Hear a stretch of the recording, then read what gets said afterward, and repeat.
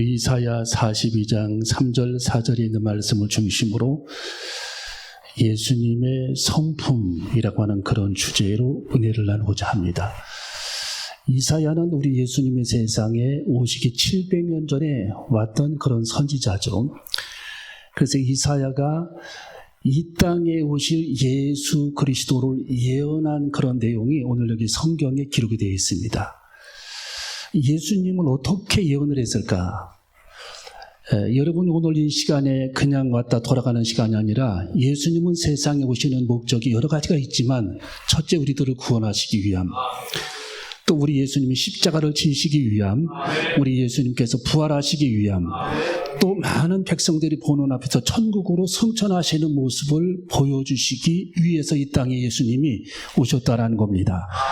그런데 우리 예수님의 그 한 가지 총체적인 면을 우리들이 바라봐야 되는데, 그것은 우리 예수님의 그 성품을 우리들이 본받아야 되죠. 예수님은 이 땅에 모델로 오셨습니다. 뭘로 오셨다고요?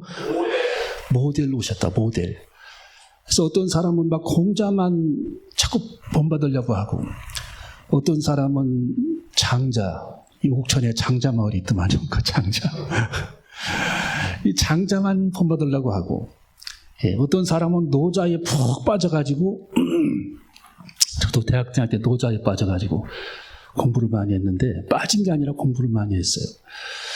근데 물론 다 훌륭한 사람들입니다. 어떤 사람은 막 그 소크라테스에 빠져가지고, 다 그분들이 훌륭한 사람들이지만 그분들은 일종의 인간이에요, 인간. 사람의 형태로 우리와 똑같은 그런 인간이라는 거예요, 인간.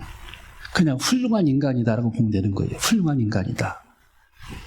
어떻게 보면은 우리가 더 잘하는 것도 있어요, 그 사람들보다.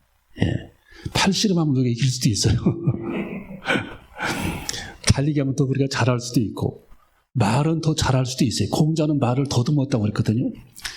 그러니까 그냥 우리와 별로 다를 바가 없는 그런 존재들, 인간들입니다, 인간들. 그런데 우리 예수님은 하나님이 인간의 모습으로 세상에 오신 분입니다. 인간의 모습으로.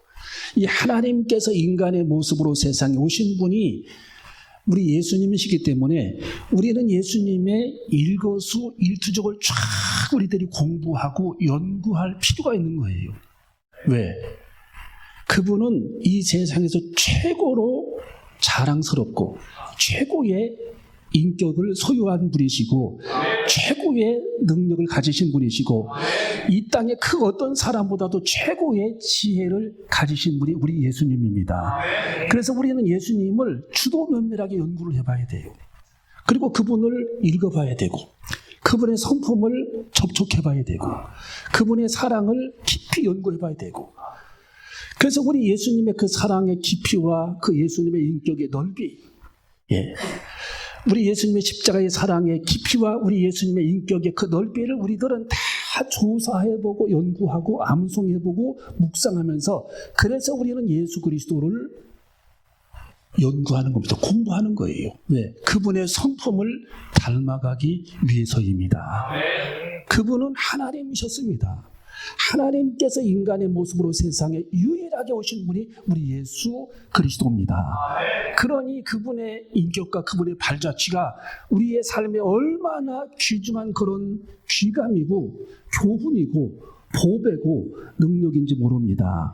그래서 우리는 예수님을 그래서 연구해야 되고, 우리 예수님의 발자취를 하나도 빠짐없이 우리들이 조사하고 암송하고 묵상하면서 예수 그리스도를 날마다 새롭게 발견해내는 저와 여러분이 되어줘야 할 줄로 믿습니다. 자, 우리 예수님의 인격 중에 첫 번째 인격이 뭡니까? 자, 오늘 여기 성경 42장 3절 4절을 읽어봅니다. 42장 3절 4절 시작.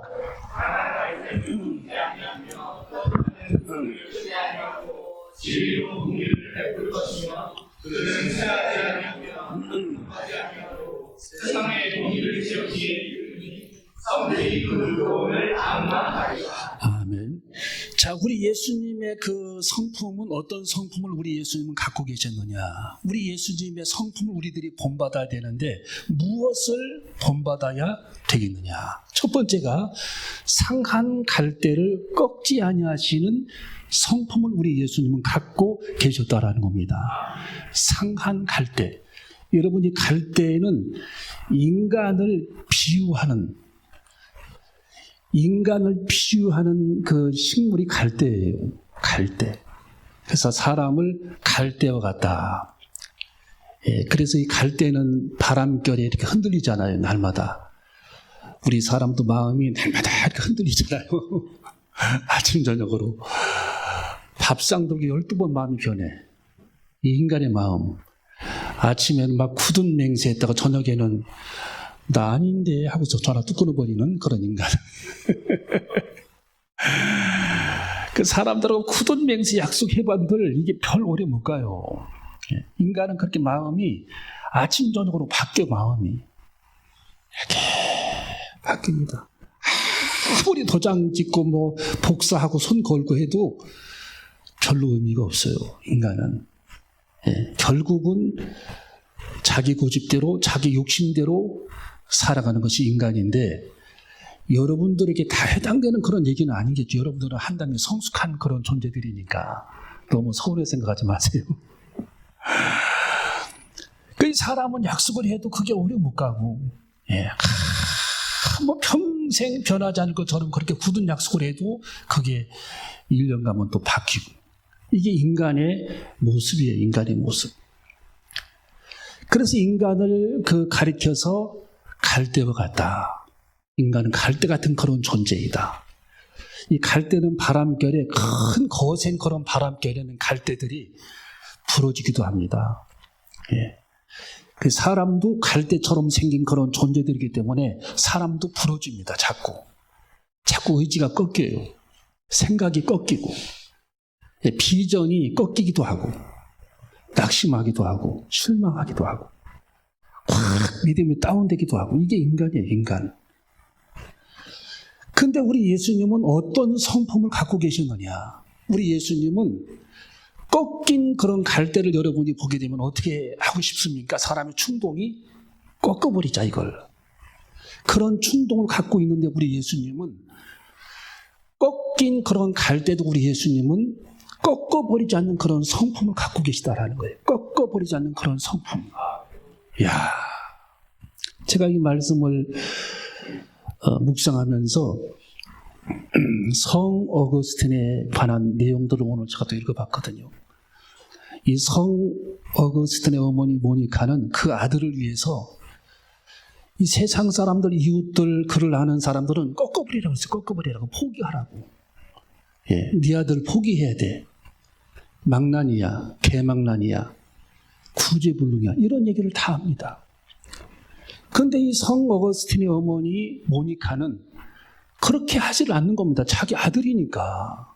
여러분, 아들이 얼마나 귀한 존재입니까? 딸도 귀하고. 딸까지 해줘야 실족하지 않지. 이 아들이 얼마나 여러분 귀한 존재예요. 딸도 귀하고. 그래서 그 어머니는 실족하지 않고 계속 그 아들이 돌아오기를, 하나님 앞에 돌아오기를 기도합니다. 어거스틴의 어머니 모니카. 여러분, 성 어거스틴은 아우구스티누스라고 하는 그 이름도 똑같은 이름인데, 어거스틴이라고도 말하고 성 아우구스티누스라고도 말합니다. 이분이 왜 이렇게 중요한 사람이냐? 우리 기독교 2000년 교회사에 한 족적을 크게 남긴 사람이 성 어거스틴이에요. 성경을 정립을 했고 신학 체계를 정립한 사람이 성 어거스틴입니다. 그 일을 누가 하겠어요? 그 어려운 일을. 이 성경을 각 줄을 다 구절구절마다 다 달았던 사람이 어거스틴이에요. 평생 우리가 늙어 죽도록 성경을 그렇게 각 줄 달아도 할까 말까입니다. 그분은 그 일을 해냈어요. 그 불량배 깡패 같은 그 아들이 어떻게 해서 그런 일을 감당을 했고, 하나님께서 얼마나 그를 사랑하셨으면 그렇게 글을 쓰셨는가.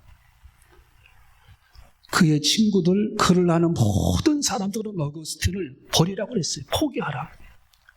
그 어거스트는 페인이다. 페인. 쓸모없는 그런 인간이다. 버려야 마땅할 그런 인간이기 때문에 포기하라고 그랬습니다.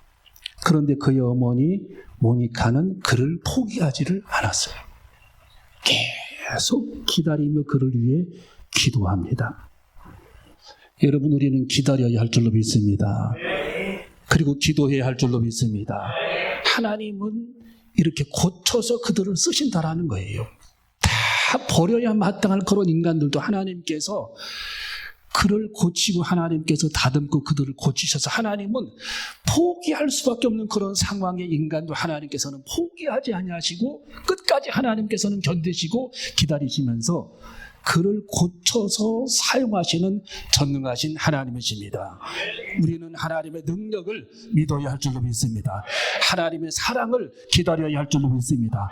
꺼져가는 심지를 끄지 아니하시고 꺾인 갈대를 하나님께서는 꺾어버리지 아니하시고 끝까지 하나님께서는 기다리시면서 그들을 변화시키시고 어거스틴을 하나님께서 변화시키시고 예수님을 3번씩이나 부인한 베드로를 하나님께서 변화시키시는 장면, 우리도 그와 같은 존재들이잖아요.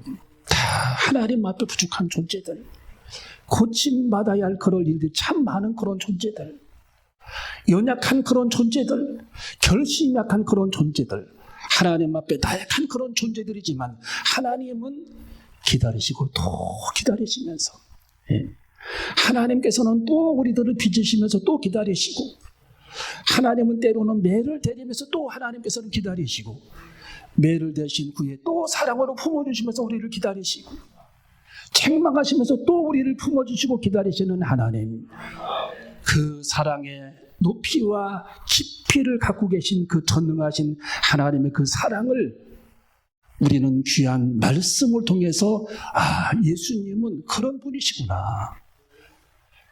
꺼져가는 심지를 확 불어서 꺼버리는 분이 아니라, 꺾인 그런 갈대를 꺾어버리시는 분이 아니라, 우리 예수님은 참 이렇게 정말 사람들이 다 포기한 그런 인간들조차도 하나님께서는 보듬어 주시고 기다리시면서 그것을 고쳐나가시는 지혜로우신 하나님, 사랑의 하나님, 그리고 기다리시는 하나님이심을 우리는 기억해야 할 줄로 믿습니다. 여러분, 극단적인 일은 극단적인 모순을 가져옵니다. 우리 한번 따르고요. 극단적인 일은 극단적인 모순을 가져온다. 여러분, 중국의 한 나라에 망이 형제가 있었습니다. 제가 한 번 더 얘기하는 겁니다. 이 형제들도 동네 사람과 마찬가지로 흉년을 겪었어요. 다 나라에 흉년이 들었어요. 벼농사를 짓는데 동네 사람들은 전부 그 풀이 막 무성히 자라고 논에, 그리고 이 벼를 심었는데 이 벼가 흉년이 들어가지고 비가 내리지 않아가지고 이 동네 사람들이 우물물을 깊이 파가지고 그 물을 떠다가 논에다 그걸 뿌려줍니다. 그게 얼마나 큰 도움이 되겠어요. 그런데 계속 그 일을 하니까 집집마다 흉년이 들었음에도 불구하고 3분의 1 정도의 수확을 거두게 됩니다. 그런데 이 망이 형제 큰아들은 어떻게 하는 줄 아십니까? 자, 극단적인 생각은 극단적인 모순을 가져오는 겁니다. 거기다가 풀을 질러버려요. 왜? 풀을 기임을 매야 되는데 풀 질르기는 쉽잖아요. 풀 질르는 건 쉽잖아요. 풀을 질러버리는 것은 극단적인 생각이죠. 극단적인 생각. 그러면 불을 지르면 풀만 탑니까? 모두 탑니까? 풀만 타요? 벼도 탑니까? 여기는 다 안 타는 사람 천진가 보네. 자, 벼도 타는 거예요. 벼도. 풀을 지르면 풀도 타고 벼도 타는 겁니다. 이게 극단적인 생각이라는 거. 극단적인 생각. 풀을, 최대한 풀을 내주고 비가 잘 내리지 않지만 우물물을 벗어 물을 그래도 계속 뿌려주고 하면서 한 톨이라도 벼 이삭의 이삭을 거둬야 하는 것입니다. 근데 거기다 불을 질러버리면은 이것은 극단적인 생각이기 때문에 한 톨도 거기서 거둘 수가 없는 거죠. 둘째 아들은 어떻게 했느냐? 그 땅을 풀을 매야 되는데 쟁기로 다 갈아엎어버립니다. 논을. 그러면 쟁기로 갈아엎어버리면 어떻게 됩니까? 풀만 갈아엎어져요? 벼도 갈아엎어져요? 벼도 갈아엎어지는 겁니다. 이게 극단적인 생각. 여러분, 극단적인 행동, 극단적인 생각은 극단적인 그렇게 모순을 가져오게 돼 있어요. 그게 좋은 게 아니라는 거예요. 여러분, 우리는 유혹을 받잖아요. 빈대 하나가 보이면은 불질러 버리자. 초가상간을 불질러 태워버려. 빈대 한 마리 잡기 위해서. 이게 다 극단적인 생각입니다. 그래서 극단적인 생각은 축복이 오는 것이 아니라 극단적인 어려움, 극단적인 모순이 생긴다라는 거예요. 그런데 우리 예수님은 극단적인 생각을 갖지를 않으셨습니다. 자, 이 갈대가 딱 꺾였는데 그 꺾인 걸 그냥 똑 끊어내면 얼마나 그게 보기 좋습니까? 그런데 우리 예수님은 그렇게 하지를 않는다라는 거예요. 사람도, 여러분도, 저도 실수가 있고 부족하고 연약하고 고쳐야 할 것들이 굉장히 많이 있지만 하나님께서는 기다리시면서 내일은 더 나아지겠지. 하나님께서 기다리시면서 우리들이 성장하기를 원하시고 또 하나님의 능력으로 우리들을 하나님께서 고쳐나가시면서 우리의 상처를 싸매시면서 한 단계 성장시키시는 전능하신 하나님의 역사, 우리는 기억해야 할 줄로 믿습니다. 그 사랑을 기다리며 변화를 기다리며 우리는 인내하며 하나님 앞에 기도하며 기다리는 시간을 갖는 저와 여러분이 되어줘야 할 줄로 믿습니다. 기다려야 되는 겁니다. 예. 자, 우리 성경을 읽어봅니다. 3절, 4절 읽어봅니다. 3절, 4절 시작.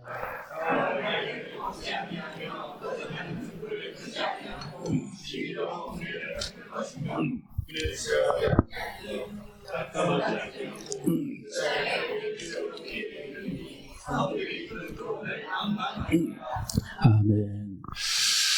자, 이스라엘이 지금도 전쟁을 하고 있지만 73년도에도 전쟁, 제4차 중동 전쟁을 벌인 나라가 이스라엘이죠. 지금은 제5차 하마스와의 전쟁을 하고 참 이 국민들이 엄청 힘들 것 같아요.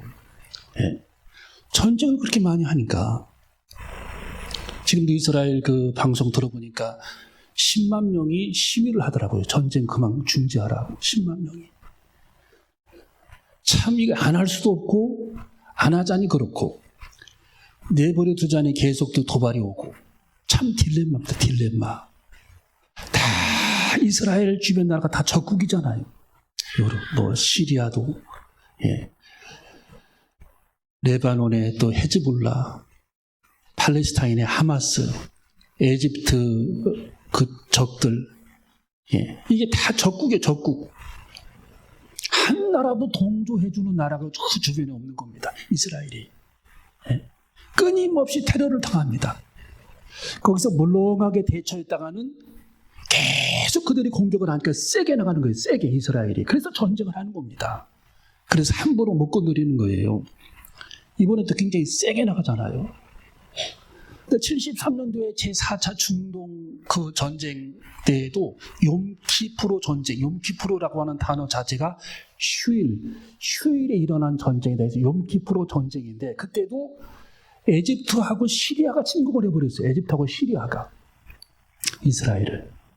에집트라고 하는 나라가 엄청 큰 나라잖아요. 시리아도 굉장히 군사력이 강한 나라입니다. 이 두 나라가 동시에 쳐들어갔습니다. 이스라엘은 전쟁을 하지 아니할 수가 없었어요. 예.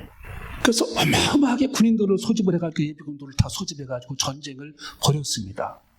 그런데 이스라엘은 땅덩어리도 작고 인구도 굉장히 작잖아요. 인구도 조그마한 인구, 우리나라 강원도만한 땅덩어리, 인구도 작고 그러니까 그 전쟁에 밀렸어요. 계속 밀렸어. 그래가지고 어디까지 그들이 쳐들어왔느냐? 이 시리아 군대는 예루살렘까지 왔어요. 예루살렘까지. 이야, 예루살렘 그 조그마한 그 동네 거기만 딱 치면은 끝나는 거니 전쟁인 이스라엘이 망하는 겁니다. 근데요, 하나님께서 이스라엘을 버리시질 않았어요. 그 절체절명의 순간에 하나님께서 미국이라고 하는 그 나라를 통해서 공중에서 무기를 공급해 줬어요. 무기.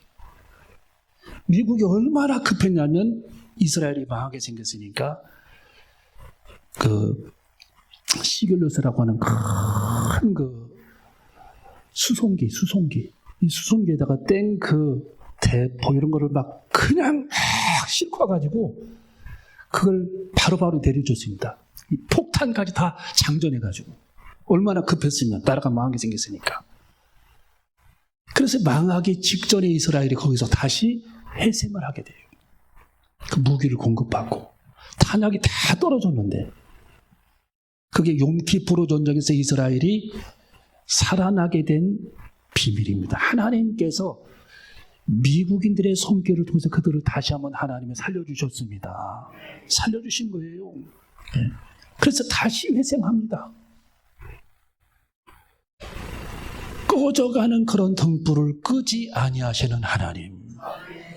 여러분 한나의 기도 소리를 들어보세요. 꺼져가는 등불이었습니다. 하나님이 사무엘을 주심으로 말미암아 다시 회생하게 되는 하나님의 축복을 받게 됩니다. 여러분 엘리야도 노뎀나무 아래서 꺼져가는 그런 등불이었어요. 다 죽어가는 그런 등불. 하나님이 천사를 보내주셔서 다시 회생할 수 있도록 하나님께서 은혜를 베풀어 주십니다. 물과 떡을 하나님이 공급해 주십니다. 이런 분이 전능하신 하나님이십니다. 그래서 우리 하나님께서는 정말 상한 꺾인 그런 갈대도 꺾지 아니하시고 꺼져가는 등불을 하나님께서는 끄지 아니하시고 끝까지 기다리시면서 자라나기를 그리고 깨닫기를 그리고 순종하기를 기다리시면서 끊임없이 하나님께서는 품에 안아주시고 또 품에 안아주시면서 우리들의 신앙과 용기를 잃어버리지 않도록 끊임없이 하나님께서는 품에 안아주시는 주님의 그 놀라운 사랑을 잊지 않는 저와 여러분이 되어줘야 할 줄로 믿습니다. 마지막 세 번째로 보니까 하나님은 어떤 분이시냐. 4절을 읽어봅니다. 4절 시작.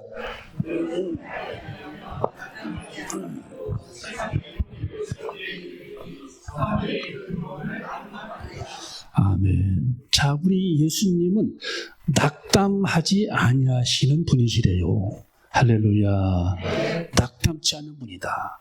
우리는 어떤 상황이 우리 앞에 전개된다 할지라도 입으로 낙담을 하게 되면 주님의 은혜를 내가 문 닫아버리는 거예요. 문 닫아버리는 것. 예, 주님의 은혜를 하늘 문을 내가 입으로 막아버리는 거예요. 여러분 민수기 14장에 보면은 12명의 정탐꾼 중에 10명이 어떻게 했습니까? 낙담했죠. 하나님께서 문 닫아버렸어요. 하나님께서. 예. 그리고 하나님께서 그 10명의 정탐꾼을 제거합니다. 왜? 전부 이스라엘 백성들을 넘어뜨리니까 그들이 낙담하면서 시험 들게 하니까 하나님은 그들을 제거해버립니다. 이렇게 하나님께서는 낙담 자체를 하나님이 싫어하시는 거예요. 낙담하는 순간 절망의 아이디어가 생기는 거예요. 절망의 아이디어. 안 된다 하면은 안 되는 아이디어가 생기잖아요. 사람이 10개, 20개. 된다 하면은 되는 아이디어가 생기는 거예요. 10개, 20개. 참 묘합니다. 여러분이 낙담하지 말기를 바랍니다. 어떤 순간이 온다 할지라도 어떤 상황이 우리 앞에 전개된다 할지라도 눈앞에 보이는 그런 현상에 속지 말고 우리는 낙담하지 않는 그리스도인이 되어줘야 할 줄로 믿습니다. 여러분 우리는 먹구름을 보고 태양을 잃어버리잖아요. 태양이 안 보이네. 태양이 없네. 그렇지만 태양은 존재하는 겁니다. 여러분 앞에 있는 그런 절망적인 그런 현상, 때로는 먹구름, 때로는 정말 어려운 그런 현상이 눈앞에 펼쳐진다 할지라도 그 현상 자체에 속지 않는 그리스도인이 되어줘야 합니다. 태양은 지금도 살아있는 겁니다. 여러분 먹구름이 끼어 있어도 태양은 쨍쨍 하늘에서 지금 빛을 발하고 있어요. 여러분 전능하신 하나님께서도 여전히 지금 우리에게 사랑을 전달하고 계시고 우리를 지켜보시고 우리에게 사랑을 전달하시며 우리의 십자가에 돌아가셨으며 우리의 그분은 부활하셨으며 지금도 살아계셔서 역사하시면서 우리를 지켜보고 계시는 전능하신 하나님, 여러분의 손톱보다 더 가까이 계신 분이 주님이십니다. 여러분의 호흡보다 더 가까이 계신 분이 주님이십니다. 더 가까이 우리와 함께 계시고 우리의 등 뒤에서 우리를 지켜보시는 전능하신 하나님, 우리는 눈앞에 보이는 현상에 속지 말고 우리 입술로 절망하지 않고 낙담치 아니하는 그리스도인이 되시기를 주님의 이름으로 축원합니다. 여러분, 우리 예수님은 어떤 상황에서도 우리 예수님은 절망하지 않으셨습니다. 십자가를 돈 앞에 두고서도 우리 예수님은 예루살렘으로 걸어가셨어요. 십자가를 지시기 위해. 우리 예수님은 낙담하지 않는 분이셨다. 예수님은 그런 분이셨습니다. 우리도 예수님을 그렇게 본받아야 할 줄 믿습니다. 예수님은 우리들의 인생의 모델로 오셨습니다. 그분은 꺼져가는 등불을 끄지 않는 분, 끝까지 기다리시는 분, 상한 갈대를 꺾지 않는 분, 입으로 낙담치 아니하시는 예수 그리스도. 우리도 이것을 배워서 우리의 삶에 그대로 실천해서 우리도 낙담치 않는 그리스도인이 되시기를 주님의 이름으로 축원합니다. 기도하시겠습니다.